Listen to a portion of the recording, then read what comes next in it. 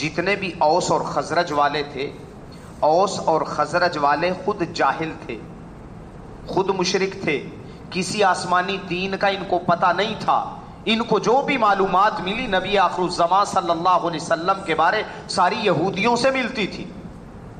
اس لیے جب 6 بندے مسلمان ہوئے اللہ کے نبی صلی اللہ علیہ وسلم کے ہاتھ پہ، حضرت اسعد بن زرارہ رضی اللہ تعالی عنہ کے ساتھ نبوت کے 11ویں سال میں، نبوت کا 11واں سال تھا، اس وقت حضرت اسعد بن زرارہ آئے، قطبہ بن عامر آئے، عقبہ بن عامر آئے، عوف بن حارث آئے، یہ لوگ آئے اللہ کے نبی صلی اللہ علیہ وسلم کے ہاتھ پہ، انہوں نے اسلام قبول کیا، یہ نمایاں لوگ تھے، ان میں 6 بندے مسلمان ہوئے۔ اور تبصرہ پتہ انہوں نے کیا کیا تھا؟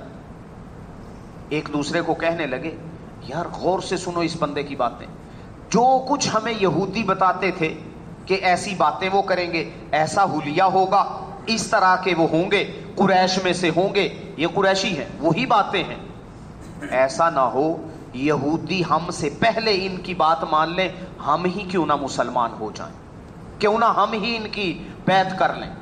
اس وقت انہوں نے بیعت کی، اور جن یہودیوں سے یہ باتیں ساری سنی تھیں وہ سارے اسی طرح بدبخت رہ گئے۔ اصل ان کو مارا کس نے؟ دنیا کی محبت نے، دنیا کے رتبوں نے، دنیا کے لالچ نے۔ ہرقل شاہ روم، ہرقل کے پاس اللہ کے نبی صلی اللہ علیہ وسلم کا جب نامہ مبارک گیا، 2 بادشاہ، دونوں کا اندازہ لگائیں، کسرا پرویز ایران کے بادشاہ کے پاس حضرت عبداللہ بن حذافہ لے کے گئے، اس نے یوں کر کے پھاڑنے کی کوشش کی، ٹکڑے ٹکڑے تو نہ کر سکا کیونکہ ہرن کی جھلی کے اوپر لکھا ہوا وہ خط تھا، وہ پھٹ گیا، اور حضرت عبداللہ بن حذافہ کی بے عزتی بھی کی۔ صرف یہی نہیں، اپنے 2 کارندوں کو جو یمن میں تھے، بازان کو حکم دیا کہ ہماری رعایا کا فرد ہو کے میرے رتبے پہ آ کے مجھے خط لکھتا ہے، جا کے گرفتار کر لو۔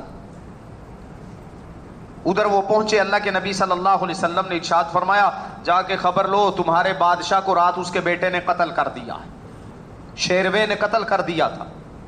اس نے کیا سلوک کیا؟ نامہ مبارک کے ساتھ ایمان نہیں لایا۔ ہرقل اہل کتاب میں سے تھا، عیسائی عالم تھا، بادشاہ تھا، صاحب مطالعہ تھا، رکھ رکھاؤ بھی، دنیا داری بھی جانتا تھا۔ اس کے پاس اللہ کے نبی صلی اللہ علیہ وسلم کا خط جب حضرت دحیہ کلبی لے کے گئے، انہی دنوں ابو سفیان کا قافلہ گیا ہوا تھا، یہ 8 ہجری کے بعد کا واقعہ، 9 ہجری کے شروع میں۔ تو جب گئے، بلکہ یہ 6 ہجری کا واقعہ ہے جب صلح حدیبیہ ہو گئی تھی، 7 ہجری کے لگ بھگ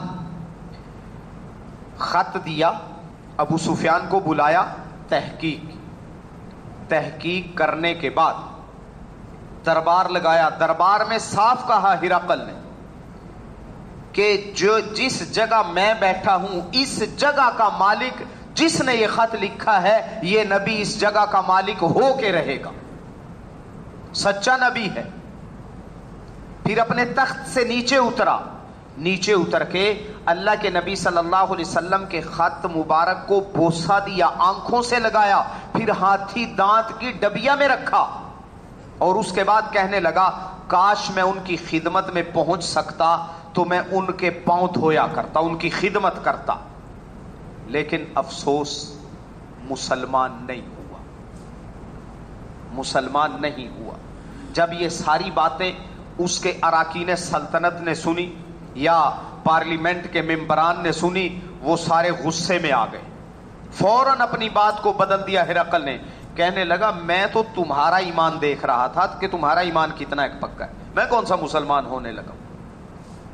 بادشاہت اور اپنا اقتدار جاتے ہوئے دیکھ کر وہ مسلمان نہیں ہوا۔ حب الدنیا راس کل خطیئۃ، دنیا کی محبت کتنی نامراد چیز ہے، اور جن کو رتبہ مل جائے، چاہے وہ مذہبی لبادے میں ملے، ان کو سننے والا بڑا مجمع آنے لگ جائے، وہ زیادہ خطرے میں ہوتے ہیں، اور جس کو ویسے رتبے مل جائیں، اقتدار مل جائے، ایک فون کرے سارے کام ہو جائیں، ایک آرڈر جاری کرے تو ہر کوئی بھاگتا پھرے، وہ بھی خطرے میں ہوتے ہیں۔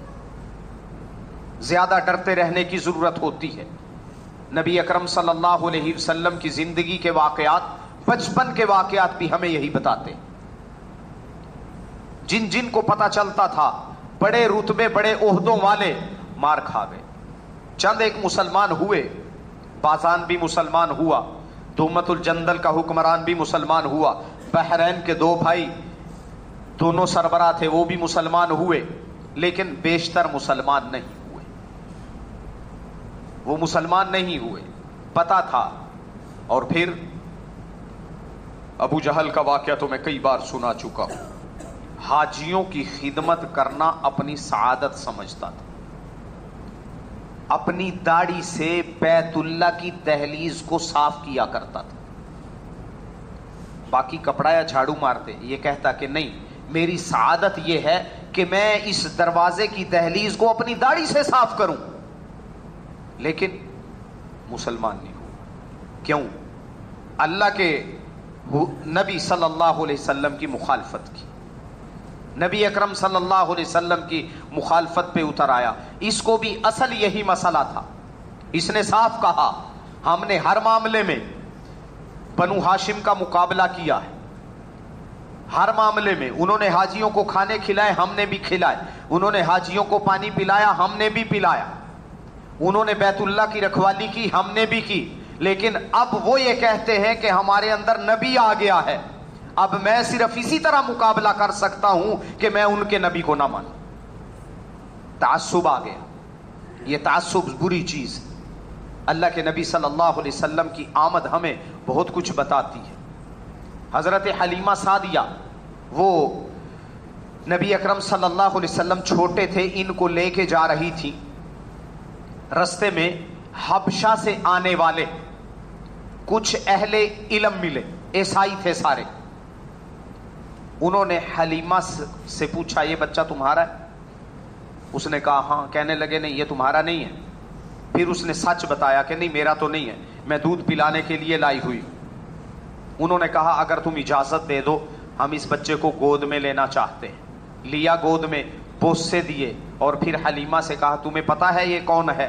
کہا کہ نہیں، یہ اس امت کا نبی بنے گا، یہی نبی آخر الزمان، یہی نبی آخر الزمان ہے۔ شاید اسی کا بدلہ تھا کہ سب سے پہلے حبشہ ہی میں اسلام پہنچا تھا، اور ان بادشاہوں کی، ان اہل کتاب کی نسلیں مسلمان،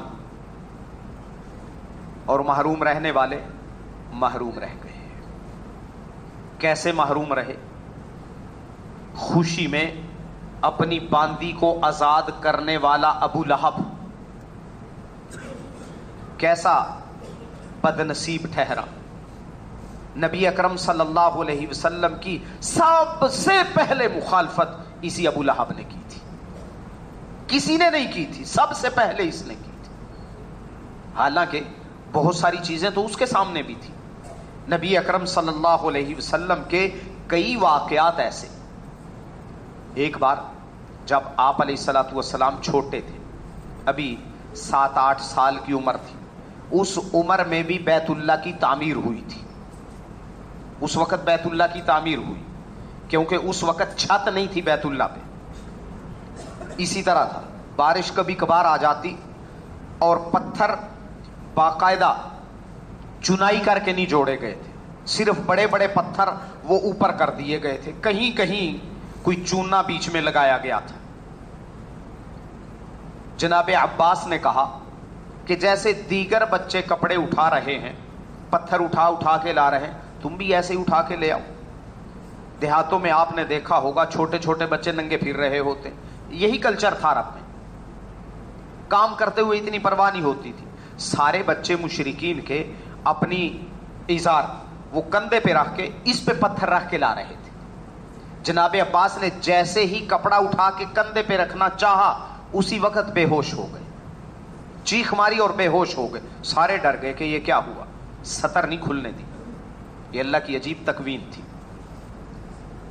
ایک بار چاچیوں نے، پھوپھیوں نے اصرار کیا کہ سارے جاتے ہیں ہمارے ساتھ، بوانا بدھ کے پاس میلہ لگا کرتا تھا، اس بار محمد کو لازمی لے کے جانا ہے۔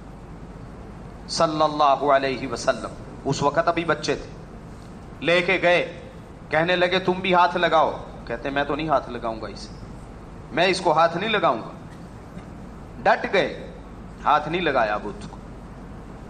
پھر شادی کے کچھ عرصہ پہلے, شادی کے بعد 1 یا 2 سال کے بعد کا واقعہ ہے.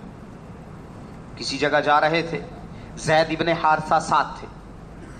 یہ ایک بت کے پاس جا کے اس کو ہاتھ لگانے لگے, فوراً ڈانٹ دیا. کیا کرنے لگے ہو, اس کو ہاتھ نہیں لگانا. یہ کئی واقعات لوگوں کو معلوم تھے, اس پہ حیران تو ہوتے تھے, لیکن چونکہ جیسے اب یہ سارے واقعات اکٹھے ہو کے ہمارے سامنے آئے ہیں, اس وقت مکے والوں کے سامنے سارے واقعات نہیں تھے. کسی کسی کے سامنے یہ باتیں آتی تھی.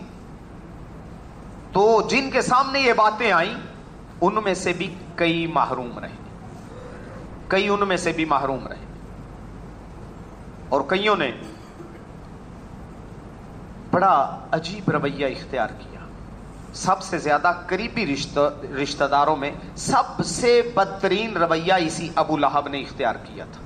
اس کی کوشش یہ ہوتی تھی, اس کا مشن تھا کہ لوگ ان کو چھوڑ دیں, لوگ ان کو چھوڑ دیں. اور یہ کہتا ہوتا تھا, جب دیکھتا نا کہ کافی سارا مجمع ہے, لوگ سن رہے ہیں بات. کئی مواقع پر ایسا آیا. قبیلہ بنو عامر کے لوگ آئے,